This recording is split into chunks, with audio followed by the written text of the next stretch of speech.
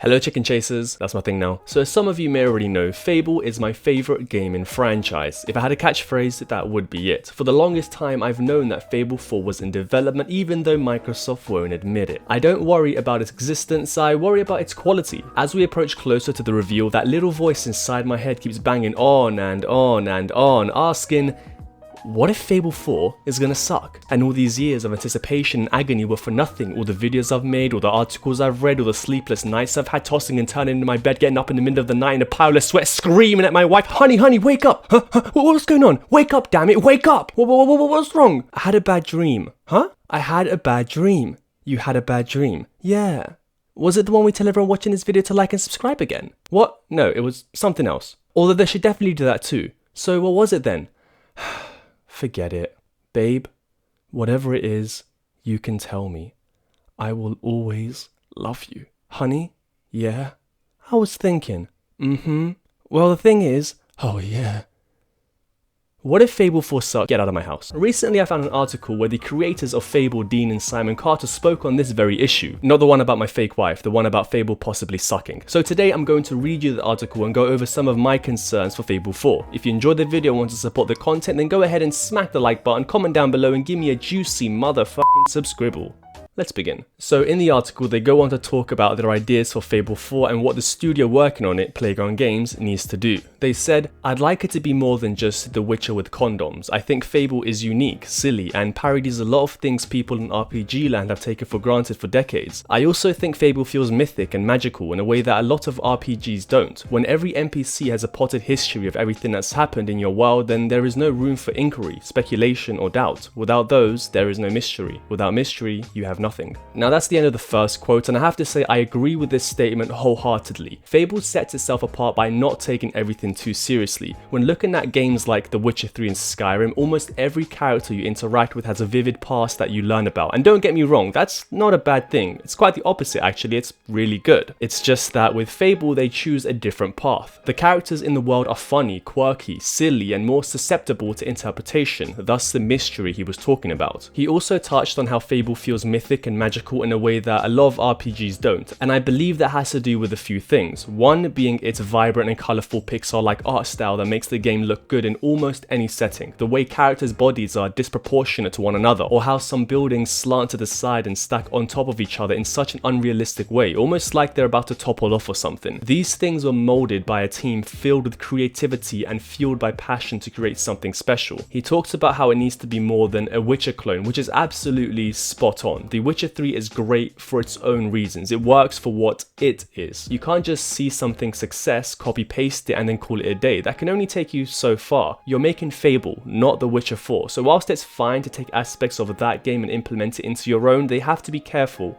to not go too far. Charlie Edwards, who worked as a tester and level designer on the Fable series, gave an interesting take on the more technical side that Playground Games can bring to the table. He says, if the people we think are making it, then that tech could be amazing. Seasonal changes, stunning vistas, however I hope they don't try too hard to be Fable, but also veer too far away. I don't want sterile high fantasy wooden characters and huge empty open worlds with no intrigue or nooks and crannies to explore, and I don't want them thinking that a fart expression and kicking a chicken is enough to be Fable. The game needs a spirit, a passion, and be a melting pot of quirky individual geniuses matched to super talented tech folk and artists who don't like straight lines. Now, I absolutely love this comment. Firstly, he mentions the technology that could be behind Fable 4, such as seasonal changes, which is something we rarely ever experience in games. We first saw them use this tech in Forza Horizon 4 and it was great. I think something like this could really separate Fable from other RPGs. Secondly, he says they shouldn't try too hard to be Fable, which is something I've been saying for a long time. I want Playground Games to make their own Fable. I want them to take chances that Lionhead never took, whether that be making the game fully open world, rebooting it, changing some of the lore, or experimenting with time travel, because even if I may not like some of the ideas floating around, I think giving developers the creative freedom to create without all the fans jumping down their throats for every little thing can yield great results, and in turn we can have a game that's made with passion and not through money-hungry lenses. However, it's also also important to stick true to what the franchise is. If you steer too far away from what made Fable what it was, then it's no longer Fable, it's just a Witcher or Skyrim wannabe. And this guy's right, a fart expression or the ability to kick chickens isn't going to be enough to be Fable. When playing through the first and second games in particular, you could tell the team were really passionate. The games had charm, humor, and intrigue. It's the reason why fans have stuck with the franchise, even though Fable 3, The Journey, and Legends weren't exactly what we wanted. Simply put, in my opinion, there is no other RPG that is similar to Fable, so I really hope the talks about Playground Games changing the franchise to be more of a mature Witcher-esque title isn't true. The game doesn't need to copy anything, it just needs to be Fable. The article continues,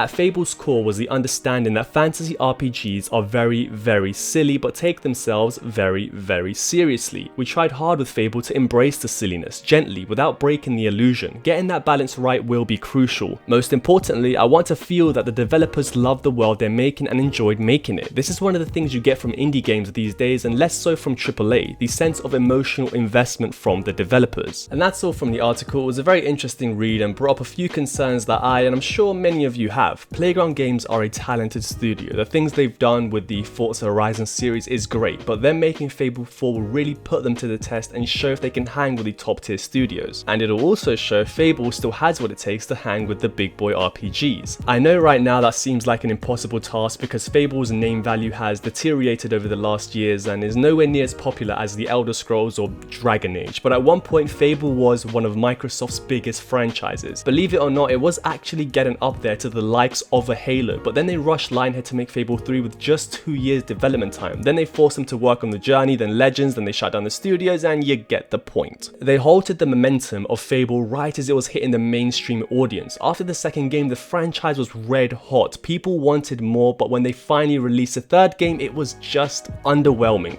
This would have been like if after Uncharted 2, Sony made Naughty Dog rush out the third title and then turned Uncharted 4 into a crappy motion sense game. It's not a very smart move in my opinion. We need Fable 4 to be everything that the previous games told us they would be. We need it to live up to that hype. We need to be able to plant the acorn and then watch it slowly turn into a tree. We need big sprawling areas to explore and get lost in for hours on end. We need detailed and immersive worlds filled with people, creatures, and all sorts of lore. We need Fable to live up to its true potential, because if it can do that, it can offer a great experience that is uniquely Fable.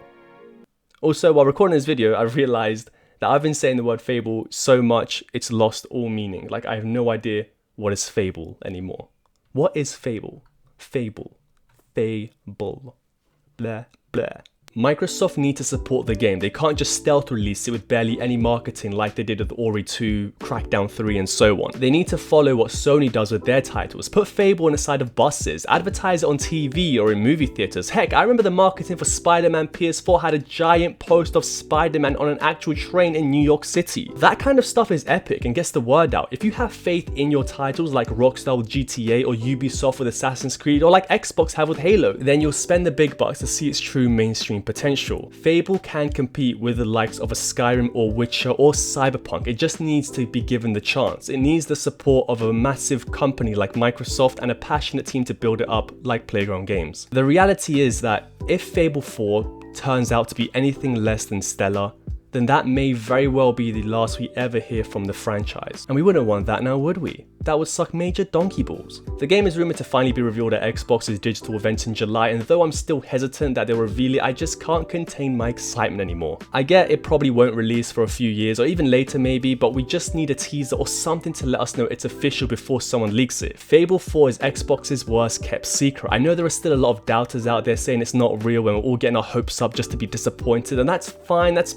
probably the way we should approach the situation so no one gets let down. But as someone who keeps up with every slither of news there is to offer about Fable 4, all the evidence presented shows us it's in the works. Unfortunately though, there's nothing we can do but wait for Xbox to unveil it and put us out of our misery. Until then, however, make sure to smack the like button, comment down below your thoughts, subscribe if you haven't already, and most importantly, stay safe, chicken chasers.